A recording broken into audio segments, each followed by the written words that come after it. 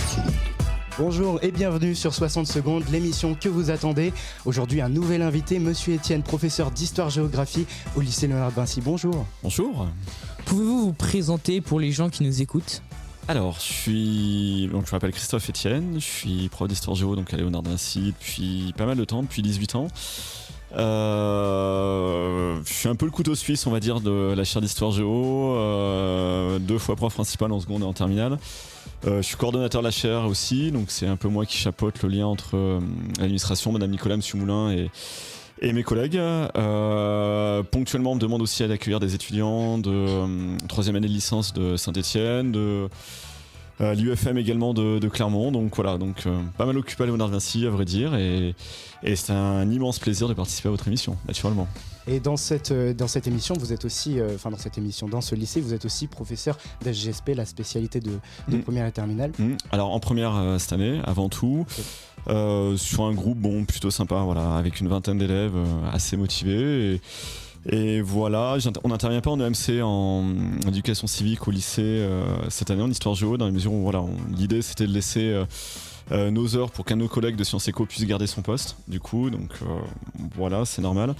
Après, pour continuer de me présenter, pas mal occupé cette année, je vous avoue, entre 2 classes de seconde, dont une prof principale, une classe de première, un groupe de spé en première, plus 3 terminales, dont une où je suis prof principal, donc ça, avec ma collègue Madame Hernandez, donc ça occupe pas mal, quoi. C'est quand même assez chargé.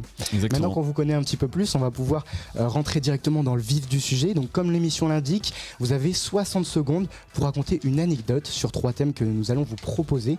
Et dans une des anecdotes, vous devrez glisser un mensonge qu'on découvrira bien sûr dans la prochaine émission. A posteriori, donc. C'est ça. Donc pour le premier thème qu'on vous propose, c'est votre scolarité. Vous avez 60 secondes, c'est parti. Ok, alors ma scolarité...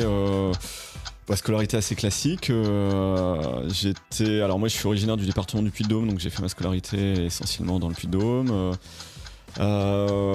J'étais lycéen il y a longtemps, j'ai obtenu mon bac au siècle dernier, en 1998, donc voilà. À l'époque, j'étais un grand fan de musique pop, donc j'étais un batteur notamment dans un groupe, du coup. Et voilà, obtention du bac, ensuite formation à Clermont de licence d'histoire, puis passage du concours, et j'ai obtenu le concours le CAPES pour devenir prof d'histoire géo en 2004. Donc voilà, ça fait 20 ans que je suis prof d'histoire géo. Voilà en ce qui concerne ma scolarité. Quoi de vous dire de plus ? Rien de bien plus. Voilà, une formation tout à fait classique comme la vôtre. En l'état, voilà, mais voilà, je pense que j'ai terminé au niveau de la présentation de la formation, etc. Mais en tant que professeur d'histoire depuis 18 ans dans ce lycée, avez-vous une anecdote sur un événement marquant, un truc qui vous a marqué ? Attention, c'est parti, vous avez 60 secondes. Ok, très bien. Alors, c'est une épreuve du bac qui n'existe plus, qu'on appelait il y a une dizaine d'années, qu'on appelait les TPE. Alors les TPE, c'était passé en épreuve anticipée de fin de première par des élèves en fait, qui devaient croiser en fait 2 dominantes en fait quand il y avait encore les séries L, ES ou S. Et donc par exemple pour des élèves de ES, ils devaient par exemple croiser Sciences Éco, Histoire notamment, qui représentaient des gros coefficients. Et en fait il y a un TPE qu'on a fait passer en fait, qui comptait pour le bac avec mon collègue Monsieur Gimbert, collègue de Sciences Éco qui est au lycée aussi, qui arrivait lui aussi à 18 ans. Et en fait on avait 2 nanas qui faisaient une présentation sur la danse orientale en fait, sur le lien entre la puissance de la danse orientale, sur la construction de cette danse-là, à partir notamment d'un pays qui s'appelle l'Égypte. Et mon collègue m'a dit, surtout, quand tu les vois arriver, tu rigoles pas. On s'est dit, on se regarde pas, sauf que c'était ultra caricatural. On a pris un immense fou rire parce qu'elles sont pointées, habillées en Dalida, et en faisant de la danse orientale, mais qui était juste profondément ridicule. Donc voilà. Je pense que je suis bon dans le timing. Et pour finir, on a l'habitude de faire face à vous, Monsieur Étienne, professeur principal, mais aussi d'histoire-géographie et d'HGSP en option, en spécialité, je veux dire. Mais pouvons-nous en savoir un petit peu plus sur vous en dehors du lycée ? Allez, c'est parti, vous avez 60 secondes. Donc vie privée. Alors, je suis marié depuis combien de temps ? Depuis 15 ans. Ma femme est instite sur Saint-Jean. J'ai 3 enfants. Donc un garçon de 16 ans qui est en classe de première au Puy, une fille de 12 ans qui est en 5e et la petite dernière qui est en CP qui a 6 ans. Voilà pour ma vie personnelle, on va dire.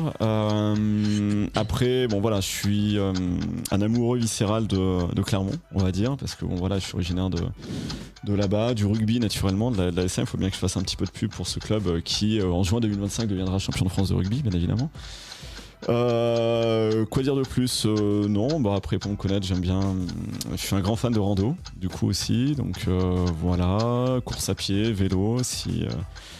En dehors et voilà, quoi dire de plus? Non, je pense que j'ai fait le tour un petit peu de ce qu'est ma vie privée, ma vie en dehors, au-delà bien sûr de l'histoire géo.